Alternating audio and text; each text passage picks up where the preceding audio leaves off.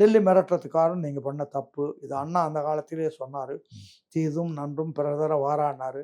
நீங்கள் தீமையை செஞ்சதுனால இப்போ மாட்டிக்கிட்டு முழிக்கிறீங்க. உங்களால் ஒரு நல்லாட்சி கொடுக்க முடியாது, மக்களை கரையேற்ற முடியாது. இப்போ தமிழ்நாடு வளமாக இருக்குதுன்னு காரணம்னா தமிழ்நாட்டுக்கு உங்களால் கிடையாது. நீங்கள் வந்து விலைவாசி ஏறினா உங்களுக்கு லாபம். ஏன்னா விலைவாசி ஏறினா அதுக்குள்ள வரி உங்களுக்கு கிடைக்குது. ஆனால் விலைவாசி ஏறினா பாதிக்கப்படுறது வந்து மக்கள். விலைவாசி காசு கொடுக்குறோம் மக்கள். விலை ₹1 சாமான் ₹2 கொடுத்தா ₹2 வரியை நீங்கள் வாங்குறீங்க.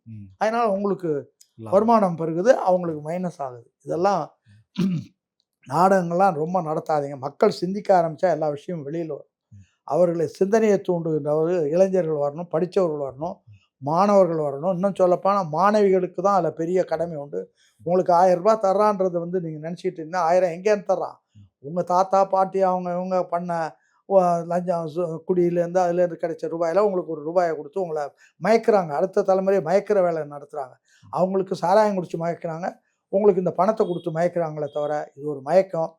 அவர்கள் சாராயத்திலிருந்து தெளிய வேண்டும், உங்களுக்கு கிடைக்கிற பணத்திலிருந்து நீங்கள் தெளிய வேண்டும். இந்த நாடு நமக்கானது, நம்மளால் உருவாக்கப்பட வேண்டியது, நமக்கு ஒரு நியாயம் நேர்மை இருக்க வேண்டியது. அதுக்கு தடையாக இருக்கிறதுக்கு நம்மளை தயார்படுத்துகிறாங்க. அதுக்கு இந்த மாணவிகளோ மற்றவர்களோ இரையாகக்கூடாது.